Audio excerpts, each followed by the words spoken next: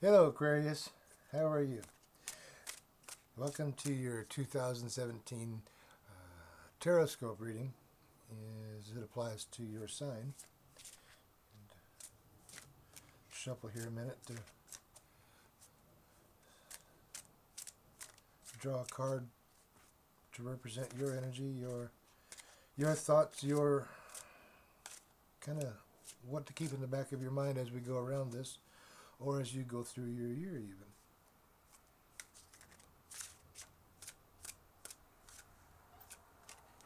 Okay.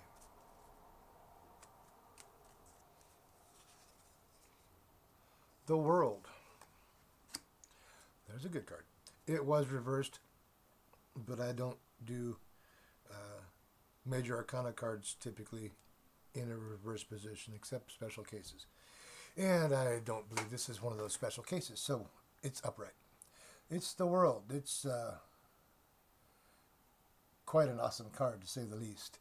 It's the graduation of and the on the precipice of on the premise of getting ready to step into the new. Um, Everything is at your fingertips. It's all available to you. This has, looking at the cards that we've got representing the months of the year here, and it magnifies so greatly so many of these to such a great potential that it's I expect great things out of you. So anyways, the World card, as it applies to Aquarius, this is something that you need to read for this year here, and forward, of course. But keep in mind that it's all available. That you feel like you're on top of the world. Okay, keep this in your thoughts, in at the front of your mind, kind of a thing. That okay, the world is open doors. It's not closed. It's not blockages. And now I will say too, the World card also comes with what do you call this? It's lessons. Okay, each one of these as we go around here will be a lesson that you have to master. It will be a lesson that you absolutely can and have the ability to master. So as we go around here, we start at January. Okay, in January we have the All Gifted card, which is like the God card, the universal abundance, the source of everything, sort of, so to speak. It's ultimate power and potential, and it's a hell of a way to start the first year, or the first month, the first day of a 1 year, and to be crossed with the World card, which is the culmination of everything that you've gained so far in this. You're bringing that along. You've got much wisdom that you've gained along the way in whatever number of years you've had here. Um, so in January, it's kind of a realization of that. You have to. It's a pretty awesome power, and many of us feel small. Me? All this power, all this potential? Are you serious? Yes, I am. You are, you are, you are just as everyone else. You know, the divine creation. You have a divine birthright. Okay, you have a divine purpose. You are here for an absolute reason. The gift, the all gifted invites you essentially to step into and own this. What is it your what is the potential? What is it? How does it manifest in your life? The World card says, how do you want it to? What do you want to manifest? Do you want to manifest? Oh, who knows? You decide. I can't tell you, but it's there.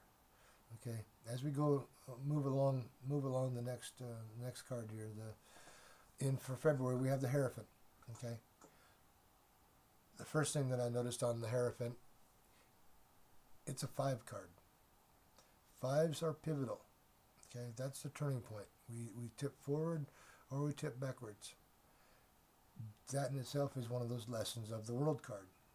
Okay, the World card, says, we can step into and understand our potential and our purpose and our responsibility, or we can withdraw and retake the lessons. Okay, the choice is yours. It's all up to you. The Hierophant, though, talks about being a spiritual leader. We talked about a moment ago all of the wisdom that you have acquired in your time. Whatever amount of wisdom that is. Okay, wisdom does absolutely no good unless it's used, unless it's shared. We're here to lift each other up. We're here to build each other up. We're here to lead and be that example. And then, of course, to follow example and be led at times too. We're both the teacher and the master and the student and the novice. Okay.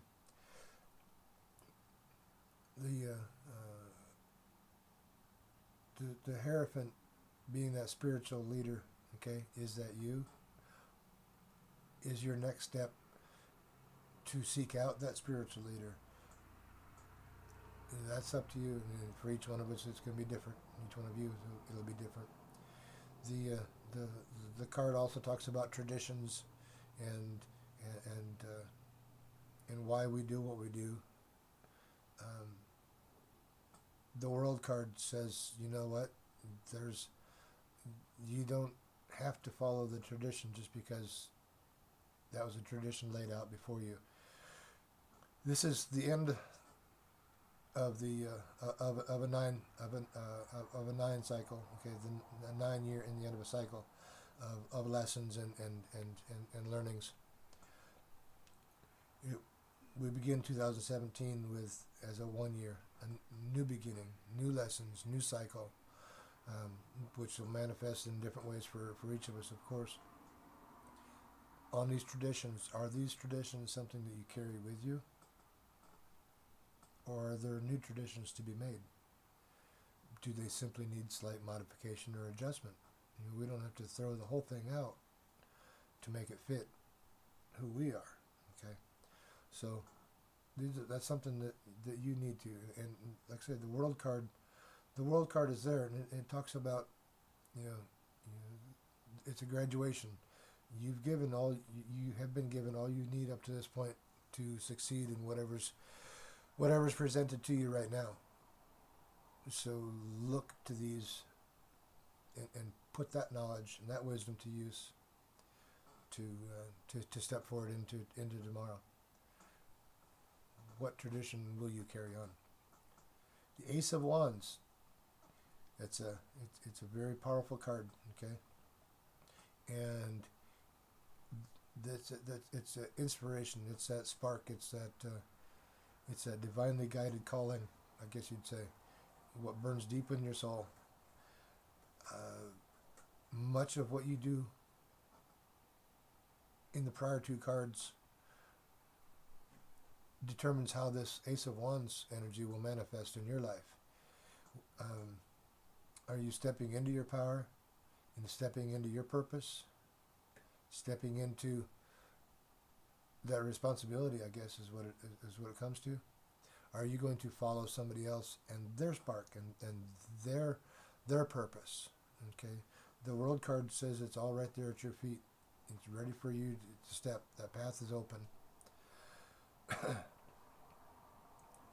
Now, that's up to you on that, where you're going to go. Nobody's forcing, nobody's pushing. Like I said, the card prior, it's a 5.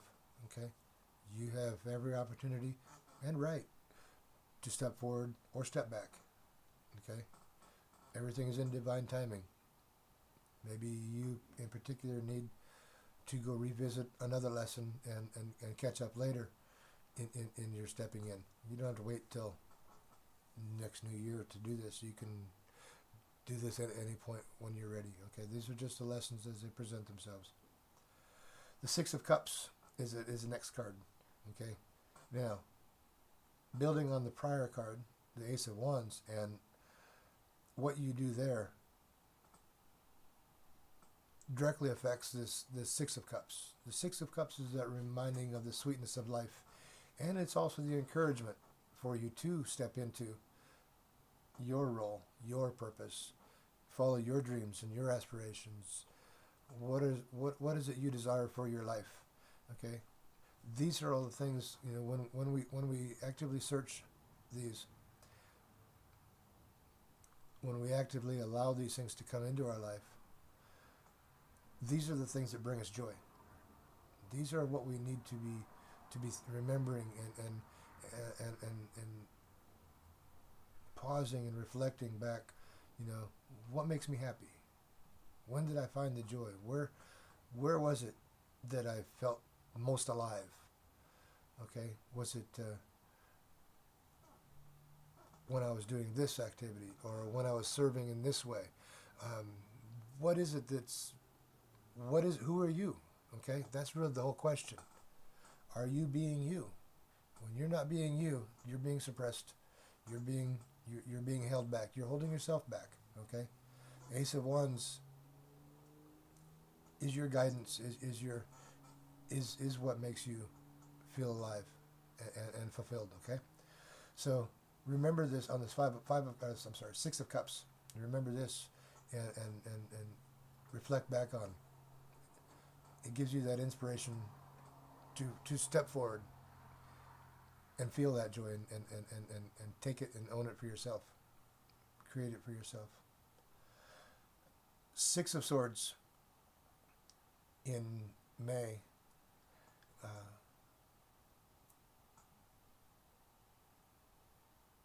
As it's crossed with the World card, the Six of Swords is a card about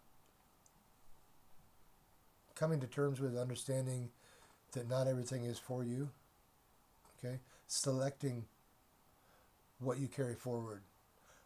The World card is all there and it is all available for you, but I guess it's worth saying that not everything in the world really benefits you. Okay, what is it that you leave behind?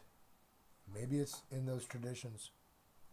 Okay, maybe it's in a sour memory of childhood. Okay, maybe it's in sending love and light and forgiveness to all that was involved, all that were involved in that situation, and releasing that, I guess, that bondage that holds you back. Six of Swords is a card that talks about travel and moving forward. Okay, it's the sixes both speak of actually from the 5 position, taking that step forward, not backwards.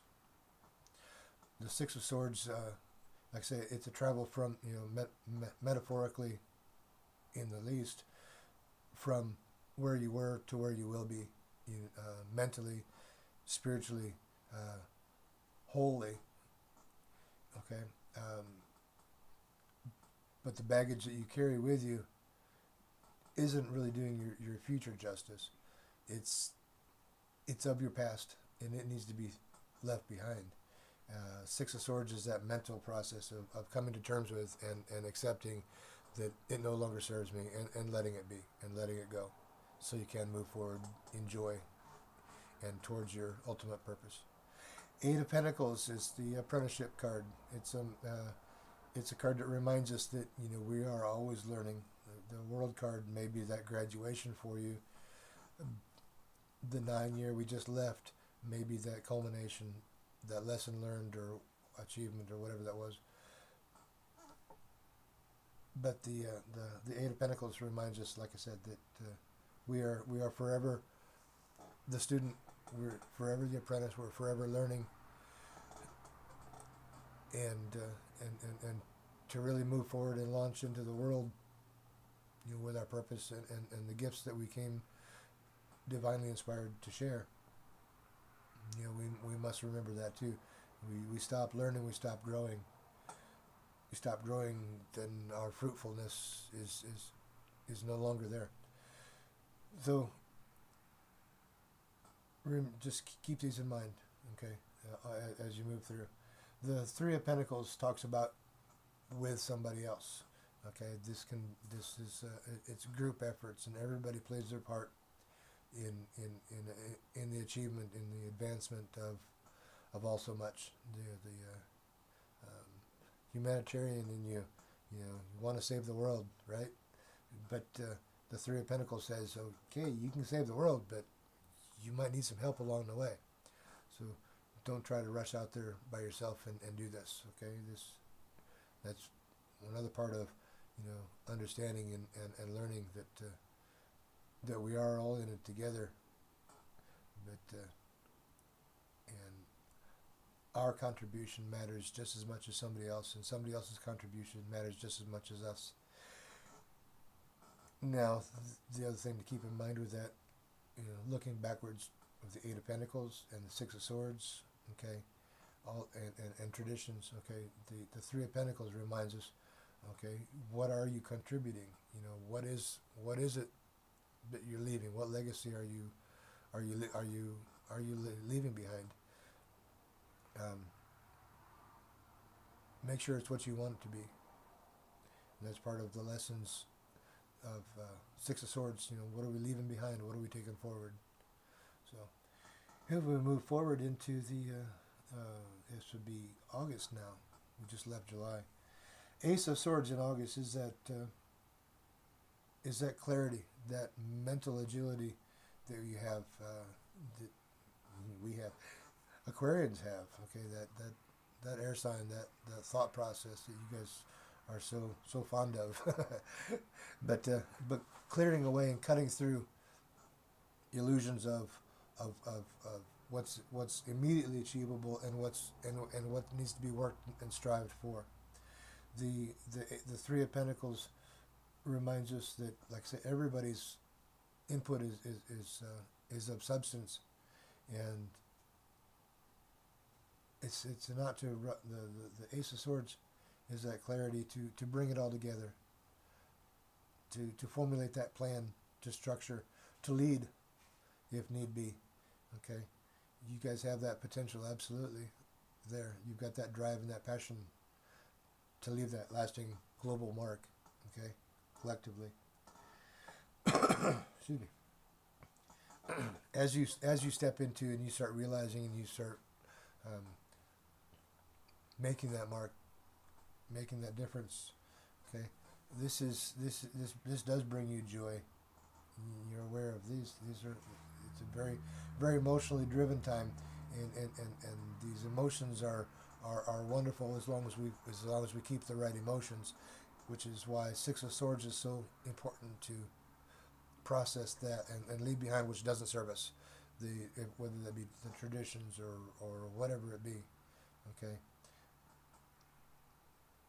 take what really fills you, what really brings you the joy, and put that to your use.